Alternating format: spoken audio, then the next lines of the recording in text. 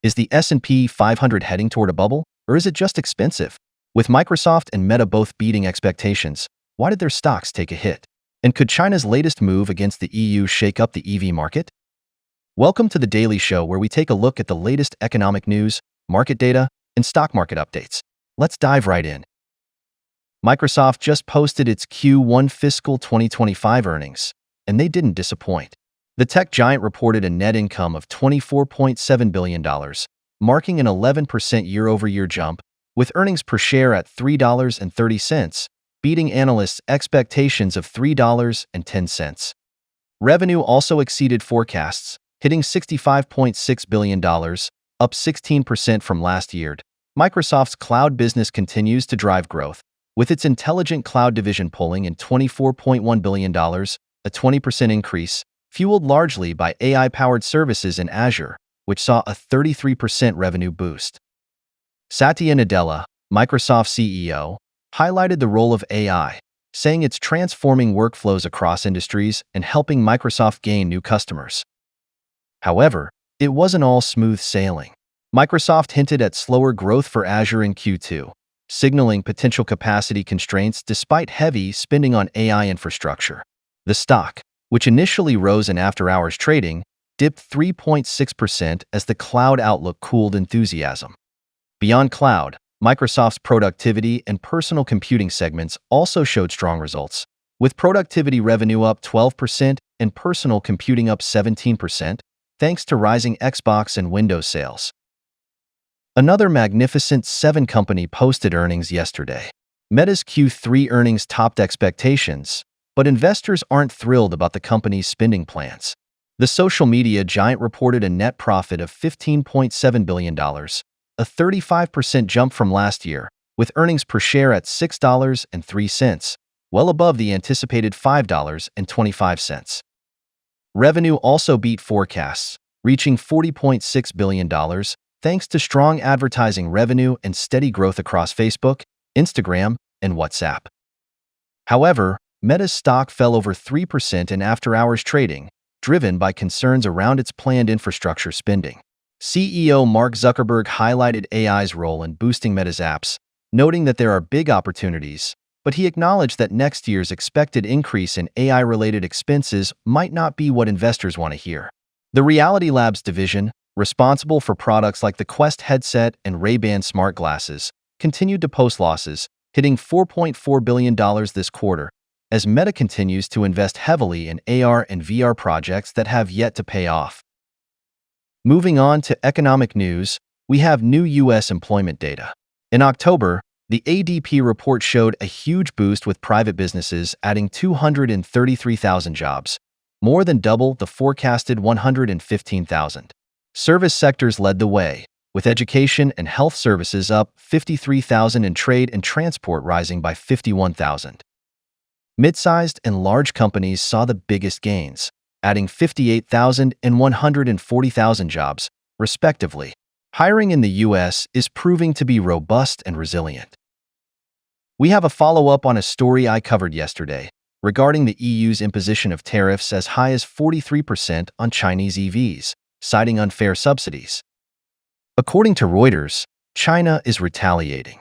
In a move to assert leverage, China has advised its automakers to pause investments in European countries like France, Poland, and Italy that supported these tariffs.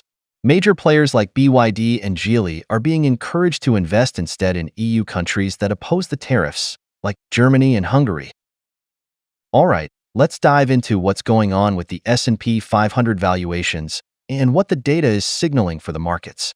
First off, the S&P 500 is statistically expensive right now, with 19 out of 20 valuation metrics suggesting it's priced above historical averages.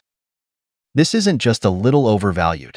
In fact, on 15 of those metrics, it's at least 25% above the historical average. For context, metrics like the trailing price-to-earnings ratio are sitting at levels we haven't seen in decades. Are we in a bubble about to pop? Speaking of valuations, investors are currently paying 25.8 times the peak earnings for the S&P. That's the highest we've seen since the year 2000 and a full 50% above the historical median. To put it in perspective, about a decade ago, This ratio was sitting at 17.2, right at the median level. This jump in valuations could be a caution flag, especially for long-term investors. Goldman Sachs is even warning about a lost decade for the classic 60-40 portfolio, which has seen a strong bull run over the past decade. Now, after such an extended bull market, there's a risk that returns could flatten or even turn negative for a while. However, it's worth noting that Goldman's past predictions in 2012 and 2020 have been too conservative. They've been wrong before, so take it with a grain of salt.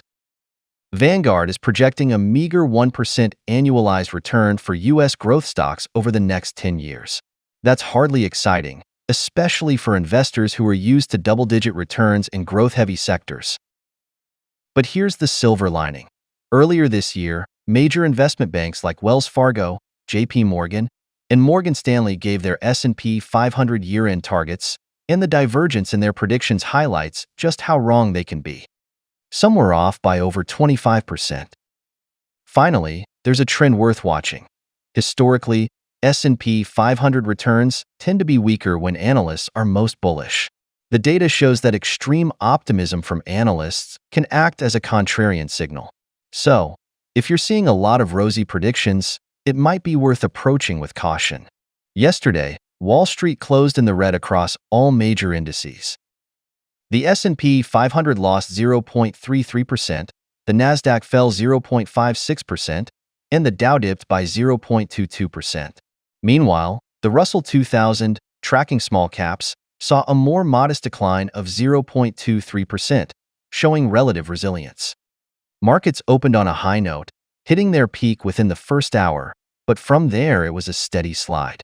Alphabet provided a brief positive note, jumping 2.82% on strong earnings and a new dividend announcement, which helped lift the communications sector. However, the broader tech sector faced headwinds, largely due to disappointing performances from chip stocks.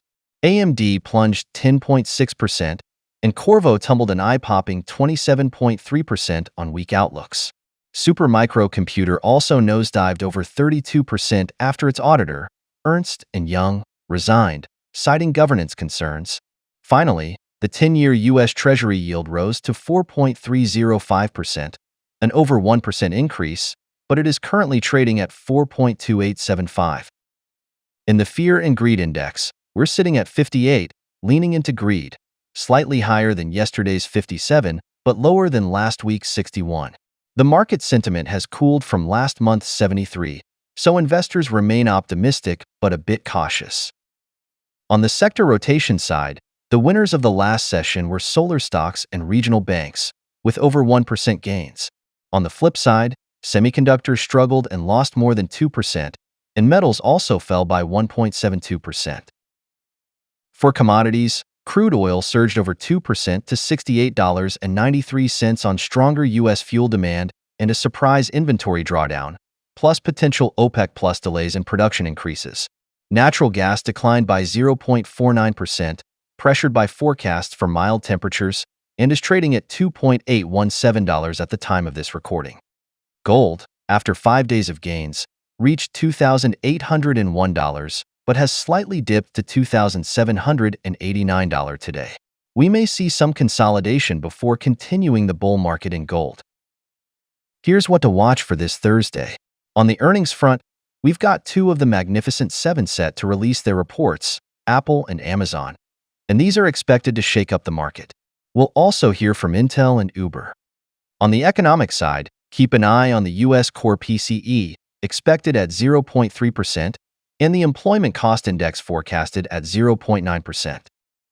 Please subscribe and hit the notification bell to stay tuned for daily updates. If you've made it this far, thank you, and see you tomorrow.